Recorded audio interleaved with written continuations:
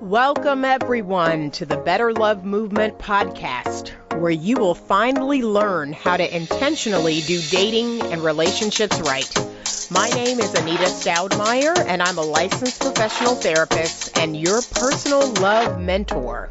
I've worked with thousands of singles and couples, giving them the skills needed to attract and keep the amazing love they desire. It's my heart's work to help people to get the skills needed to not only become the very best versions of themselves, but to help them grow and evolve emotionally and relationally. You can absolutely have the romantic relationship of your dreams. Come and let me show you how.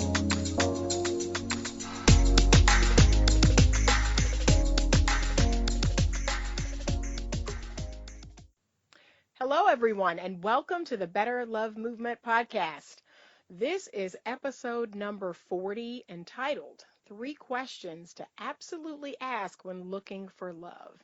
So today I am talking to David Trotter, podcast host of the show Inspiration Rising, a podcast dedicated to inspiring women and the men who support them to rise up in life, love, and leadership. For over 25 years, David has helped people get unstuck, clarify their goals, and take their lives to the next level through his leadership, speaking, books, and filmmaking. After a decade of nonprofit leadership, David has spent the last 11 years running a successful marketing business, producing, directing 4 award-winning feature films, and creating resources to make a positive impact on important social issues. David and his wife Laura have been married for 25 years and live with their 2 almost grown children in Southern California. Welcome, David. Oh, thanks so much, Anita. It's great to be with you. Awesome. So I'm excited about today's conversation because I am all about intentional relationships, and I love the idea of these 3 questions to ask when looking for love. So this is great. Yeah, it's so good to be with you. I just love talking about relationships and how we can make them better. That's right, for sure. So why are questions so important when seeking a romantic relationship? Anita, I love questions because questions do several different things. One, they help us get to know other people. And oftentimes, if we're in a situation with somebody that we're just getting to know, it can be so easy to comment on things that are going on in culture, comment on what we're eating, or comment on the things that are around us. Right. And we default to kind of these surface level comments that are good. They kind of get an on-ramp to, getting to know people. But where we really get to know one another is by asking questions that are genuine questions to ask about other people's lives. And people like to talk about themselves, so it provides a way to do that. It also questions clarify our own desires, right? So when we're asking not only questions about other people and getting to know them, but when we question ourselves, it gains clarity on who we are, what we want, the types of relationships that we want. So basically, what I love about questions is it gets our mind going and opens us up to conversation and looking within.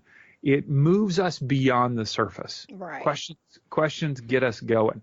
Yeah, and they're necessary because without them, we'd be spending a lot of time with a person and we really wouldn't be building any real intimacy. So, yeah, I agree with that. That is definitely key, is we've got to dive deep. We've got to be very intentional about kind of getting to know this person that we're interested in. Yeah. And it gives a chance for them to express their values to us when we may not say, like, if I met you, Anita, I wouldn't say, Anita, tell me about your top 3 values in life. Like if we were seeking either a friendship or a romantic relationship, that would just be awkward, and we don't tend to think about our values that way. But I go, Anita, tell me about your week, or tell me about your weekend. And all of a sudden your values start shining through as you tell me what is important to you. That's right. That's right. That's good. Okay. And we need to know that. We need to know. I often tell my ladies, I really want you to focus more on what he values as opposed to what he does. Or, interests and hobbies are great, but the deeper what's underneath is what the person values. So that's so true. Right. Yep. If I said, Anita, what did you do this weekend? Oh, well, my kids, they were off, doing this and that with friends, and I worked from sunup to sundown all weekend. Right. You go, oh, interesting. What did you work on? And oh, well, is that I would say then, what did you work on? And then I would say, is that something that you find that you like to do often? Do you often Mm-hmm. work on weekends? Oh, well, no, I'm just launching a new project, and so it's kind of unusual for me. Oh, okay, that's cool. What do you normally do on weekends? So it just allows you to, because we oftentimes think, well, they may are just working all weekend right now, but once they're with Right. me, they'll spend all those weekends with me. Mm-hmm. Mm-hmm. That may or may not be the case. Yeah, and you need to know that's something that's important to know Right, for right. sure. So what are the questions you encourage people to ask as they're seeking a partner? Okay. So here there are three very simple questions. Mm-hmm. And if you're listening, you want to grab a pen or paper, you'll write them down so quick. It would be easy. The first one is, what do I want? Number two, what's next? And number three, is this helpful? Mm. So what do I want? What's next? And is this helpful? Now, here's the context that I like to ask those questions. And I ask these questions myself in my Mm-hmm. relationship with my wife and even my everyday life. Mm-hmm. What do I want? If I'm not clear on what I want in a situation, now, ladies, I speak to a lot of ladies on our podcast. So Right. I like to ask the ladies, what do you want? What do you Right. want in a relationship? Are you seeking someone who you want to marry? Mm. Or are you just seeking someone to enjoy being together on weekends and having fun and going Mm-hmm. out dancing or whatever? So being clear up front, because if that other person wants something different than you've got a challenge. And if you're honest with yourself about what you want, then you have the opportunity to be honest with that other person. Right. Right. That's not only true about the entire relationship, but what do you want when it comes to values? So you're asking, what do I want in the type of relationship? What do I want in terms of the type of partner that I want? Mm-hmm. Mm-hmm. Like you said, Anita, values are everything. I've now been married 25 years. If my wife and I did not have the same values in terms of the way that we looked at the world, and it's not Mm-hmm. always going to be the same, Right. right? But if we did not have the same values about how we treat one another, Mm-hmm. how we treat other people, how we seek to raise kids, do we want Mm-hmm. kids or not have kids, the values of where we would, type of place that we would live, Mm-hmm. faith background, the value of faith background or not, or so forth, value for the type of job, all of these things. And now you shape. I'm a different person than what I was when I was 21 and got married. Right. But values, Anita, are so critical. What have you found as you're coaching women? What have you found in terms of if a woman has different values than the partner she's with? What have you found as the result oftentimes? Yeah, I see it every day in my couples coaching, and I tell them it is so imperative that you all get on the same page about some very basic things because I have seen it where one partner does, in fact, value work and Hmm. works quite a bit, and the Hmm. other partner values more leisure time, more connection, more family time. One partner will value, buying things, and the other partner will value having experiences, spending their Yes. money on experiences. So that's very different. That's very Yes. different. And that's going to kind of be an area of contention until they can get on the same page. So that is so crucial. Yeah, and then it becomes a question of, if you're seeking perhaps a life partner or a spouse, Hmm. is this something that I can deal with or Right. integrate and Right. really not just put up with, but even value? That's How, right. how do I, maybe I don't personally value it, but how can I celebrate the fact that you value it and that Right. you really enjoyed it? So like my wife, she prefers a clean house over an organized house. Mm-hmm. I prefer an organized house over a clean house. So I go, oh, okay. And she works very hard as a kindergarten teacher. And so I said, okay, what if we hired someone to clean our home twice a month? Would that be helpful to meet that value for you? Mm-hmm. Mm-hmm. Right. And she's like, yes, if let's do that. So do I value it as much as she does? No. But how do I celebrate the fact that she values that and help meet that value? Right. Um, so, Yeah, and let me tell you that it's so funny you say that about the housekeeping because I cannot tell you how many couples come into either therapy or coaching about that very issue. And then when I sit there and say, hire a housekeeper, yeah, they're just like, we what? We can do that? Yes. Why is sure. this an area of contention?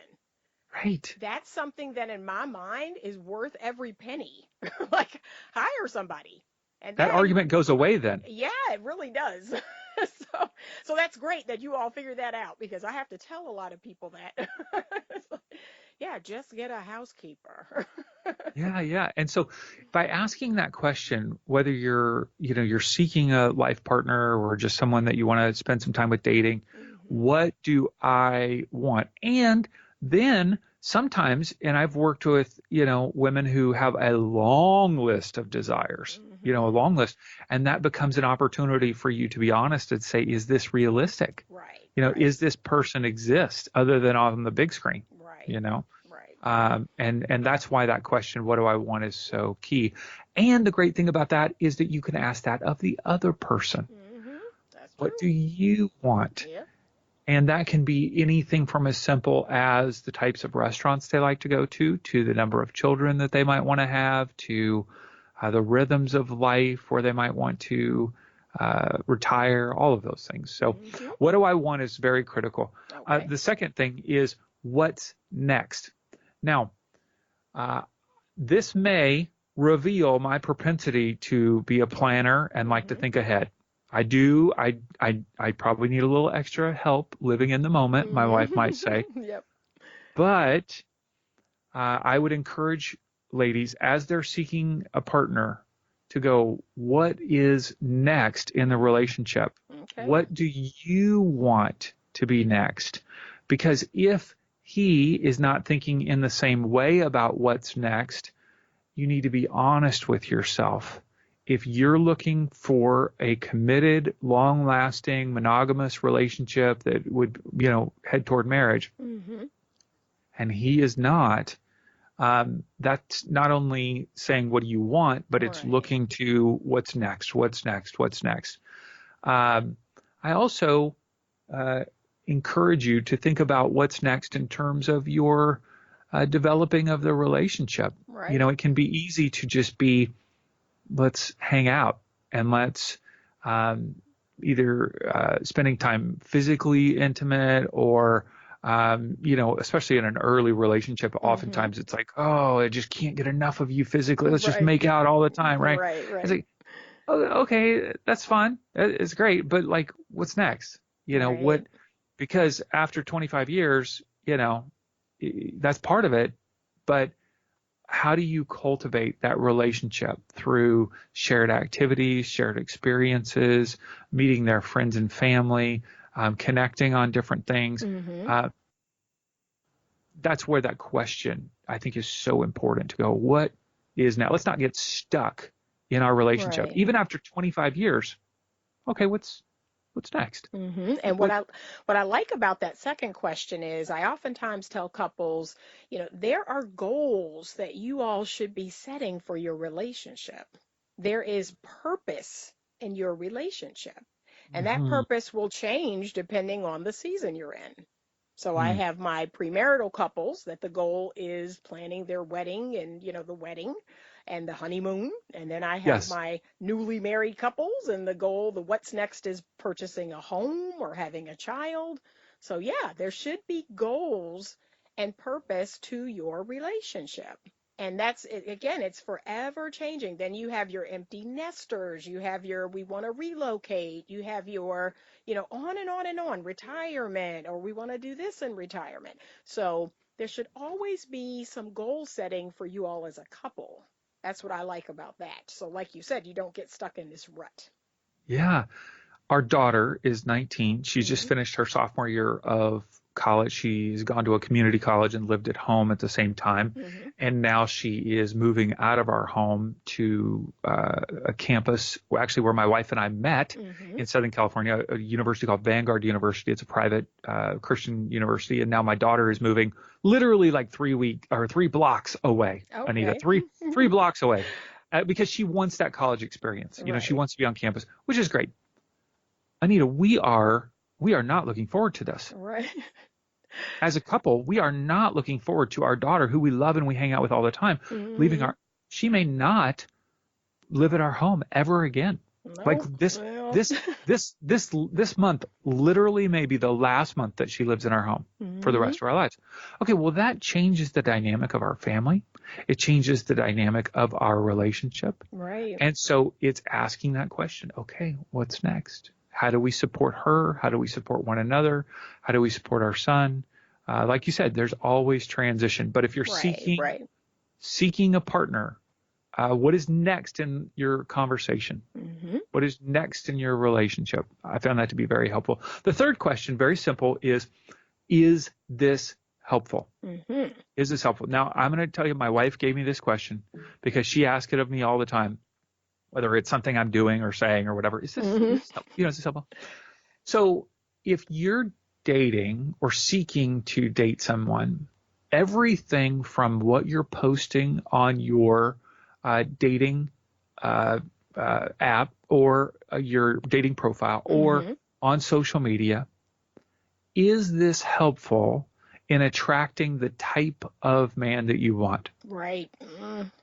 I could go When on and on about that. when you are setting up or when you're having conversation, right, Hmm. back and forth, um, is this helpful? Hmm. The type of, are you sending signals that align with the type of relationship you want and the type of man that you want? Right. Right.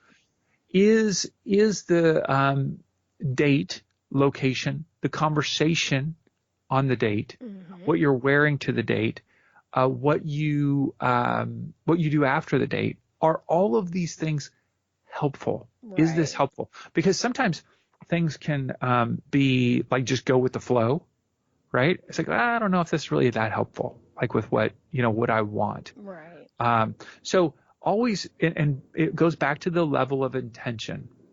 I like people to think intentionally rather than just going with the flow, Right. right? Right. No, that's me all day is I want you to do things on purpose. I want you to give thought to the things that you're doing, and as it sounds like you're saying, just be aligned. Like align everything to what you want. Absolutely.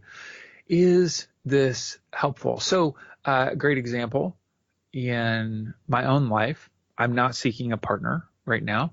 Obviously, I've been with my wife a long time, but is the way that we spend our time together helpful in building our relationship or our family relationship? Mhm.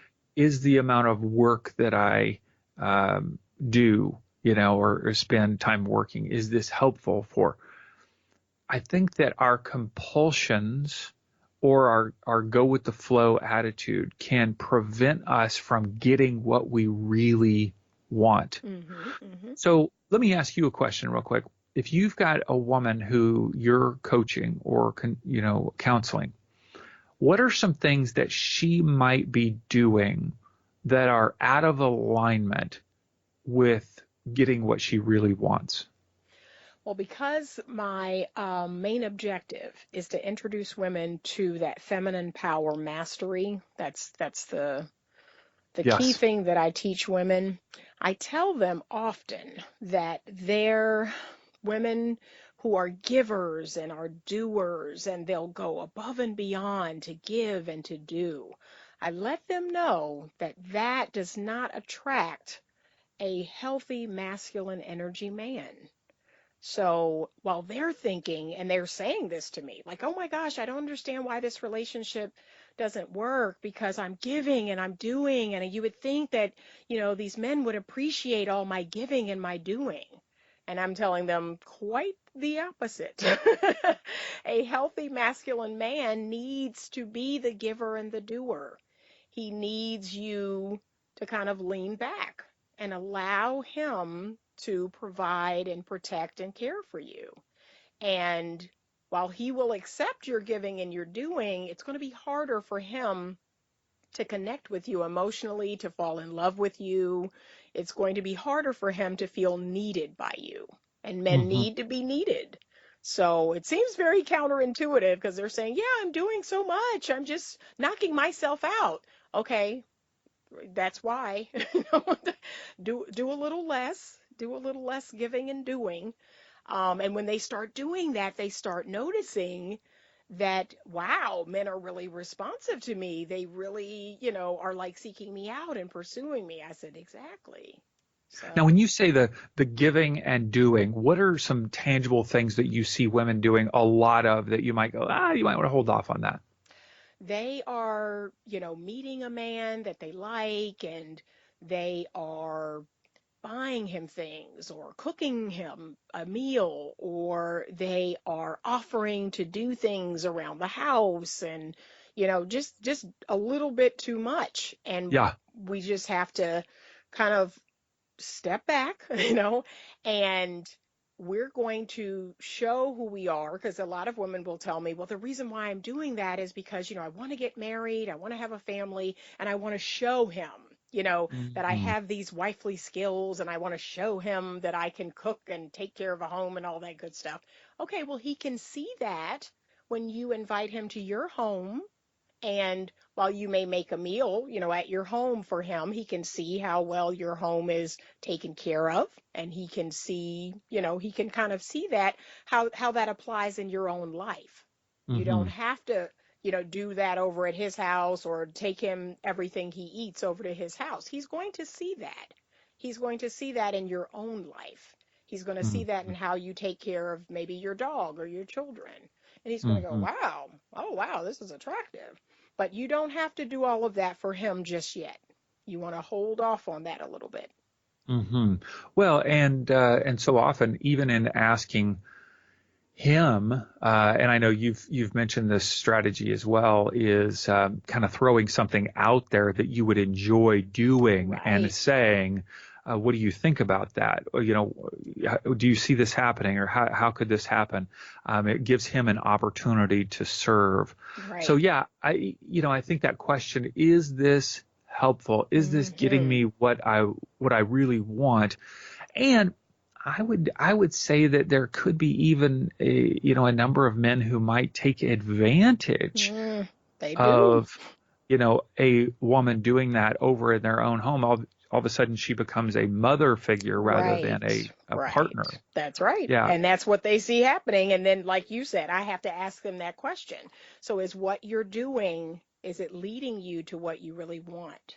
And over time, they say, well, obviously not, because he's not, proposing, or I'm not his girlfriend, or, we're not committed. I said, okay, then. So Hmm. it isn't helpful. Exactly Sure, like sure, you sure. said. Yeah, that's right. That's right.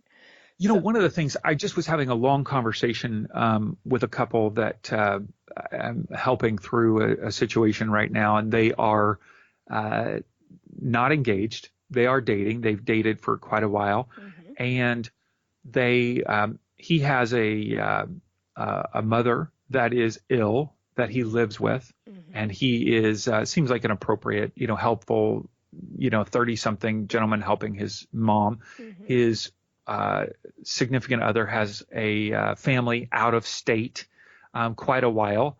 And they have been in the entertainment industry, and now they're kind of settling down and not traveling as much, and getting jobs. And one of the things that, in asking these questions, right, because all three of these questions help them, hmm they have conflicting values. All Oh. right.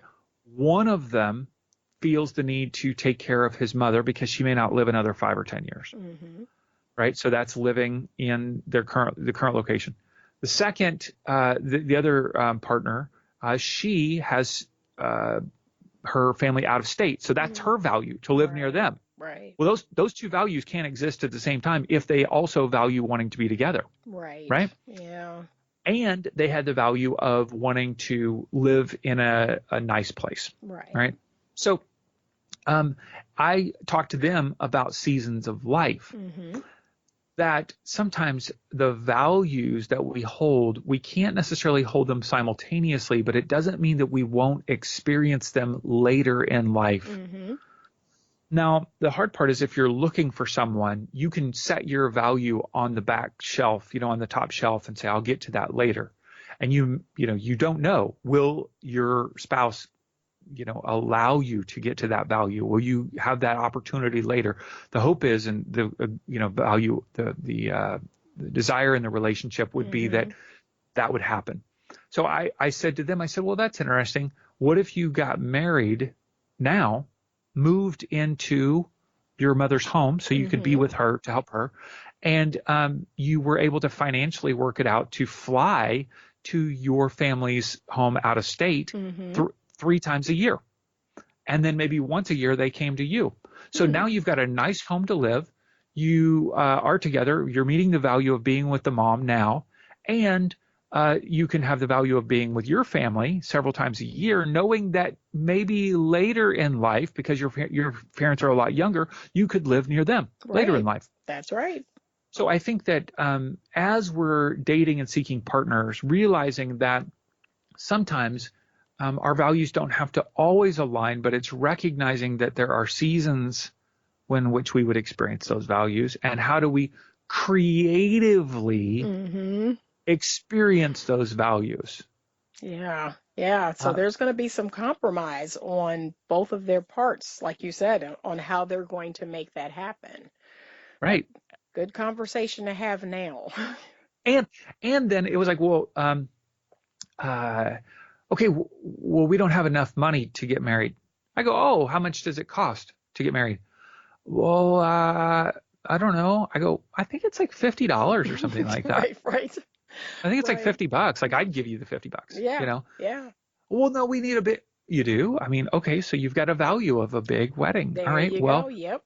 Now you've got 4 or 5 conflicting values. You've got the value of living here, but yet you want to be together. So that's why that question of what do I want, it allows those values to come to the surface. Right. And say, do I really want to value that? Is that what I really want? Or is that a value that I could somehow meet creatively in a different way? Right. So oftentimes people don't, we get caught in one solution, one way to meet that value, one way to get what I really want, rather than saying, perhaps there's a lot of different ways to experience what I want. So true. You got to be open and think outside of the box. I'm a big believer in that. So how have questions helped you and your wife over your 25 years of marriage? Oh, man. Well, first of all, being open to receive and ask questions. You got to be open to having those conversations. When difficult questions come up, it's how do we stay present in that moment and not get triggered that causes that fight, flight, or freeze. So how do I do my own work, my own inner work, so that these questions that come up are not causing me to fight back or flee or freeze in the moment? So by being open to the questions, recognizing some questions are hard questions, it requires me to do my own inner work. It requires my wife, Laura, to do her own inner work. And as we have those questions, we're able to bring to the surface what we value. Right? And I start to go, oh, you value that. I didn't realize that was such a strong value for you. Sometimes sometimes she values things and I'm like, yeah, it doesn't really matter to me, Right, right. or sometimes I really value something and she's like, no, it's okay. And so we give each other the space in those moments to experience that value or celebrate that value. And so these questions bring up the clarity that's needed for what we truly value, and then we're able to support one another in that effort. When we don't express what we're thinking or feeling, Mm-hmm. and I will say generally, and this could be sexist, but I'm a man, so I can say it, Right, Anita. right. Oftentimes, guys don't say what they're thinking. Yeah. They don't say what they're feeling, and so finding a way to ask those questions of your potential partner Mm-hmm. um, will and you got to find different ways to ask it. It's not necessarily a direct way, Right, right. uh, like even going for a drive. You've probably learned this trick because you've got kids, but the best way to have a conversation with my son is to get in the car so we're not facing each other. That's it. We're That's facing it. the I road, share that you with know? so many women with their Yeah, guy, and then, like you said, parents. That is it right there. yeah. Even having a romantic meal where you both sit on the same side of the table Mm-hmm. so Yep. you're not looking at each other. Mm-hmm. Mm-hmm. For whatever reason, I'm able to say things to my wife looking at the back of the booth, Mm-hmm. as we're both, sharing some fajitas Right, right, that I might not feel comfortable saying straight to her face. And it's right. not something bad. It's just Mm-hmm. processing. It feels less intimate. It feels less overwhelming. Right, right. No, for me and my partner, it's walking.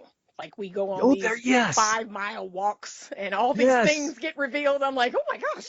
It's like, it's these 5 mile walks that we go on that I'm like, wow, that was a Yeah. lot. Yeah. What's interesting about Yeah. both of those experiences, walking produces this, obviously a physiological and a brain, chemistry to be Right. unleashed because we're having this physical activity, so it allows us to feel better. But Hmm. also, eating is comforting for a Right, guy. right. So both of those scenarios are producing positive experiences in our brain that allow us to open up and talk about things that we might not normally talk about. So true. So true. This is a good tip. Awesome. This has been a fantastic conversation. And I just want to take the time to say thank you so much, David, for joining me today. I want everybody to check out his podcast. He has a podcast, it's called Inspiration Rising. Thank you so much for being on the show. Your podcast can be found at www.insporising.com, and you can subscribe on Apple iTunes, on Stitcher, Spotify, Google. Hey, is there anything else you want to share with our listeners today? Anything you got going on? Sure, sure. Well, if you are kind of feeling a little stuck in life, whether it's relationships or your own career or just stuck in life in general, I have a free Launch Your Life worksheet that people have found to be helpful. Oh, It kind of cool. has a fill in the blank describing your old life, the Mm-hmm. life that maybe you don't enjoy right now, and then your new life, things that you'd like to see. And Mm-hmm. there's an accompanying video that kind of just helps you think through, get clarity on what you would want in the next steps in life. And they can get that for free at insporising.com/new life, Awesome. insporising.com/new life. So, and Anita, I want to tell you, I admire what you're doing, and um, marriage and relationships and committed relationships are so critical to one enjoying life for a Right, lot of right. people. Yeah. There's a desire, not that you have to have a partner to enjoy life. I'm not saying Mm-hmm. that, but that is a strong desire for a lot of people.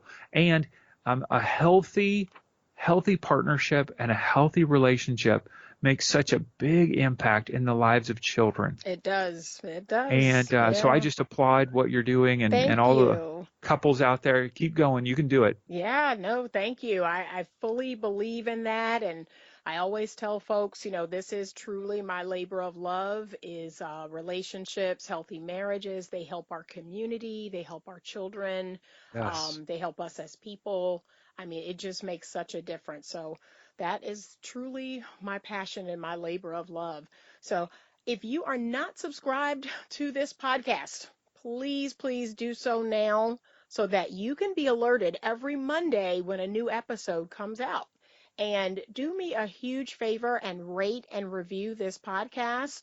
If you have a question that you would like to have answered on the show, please send it to me at info@betterlovemovement.com. And you can reach me on my website, www.betterlovemovement.com, to get more information on love mentoring, the coaching services that I offer. We have lots of new products there and just all kinds of interesting information there, a blog.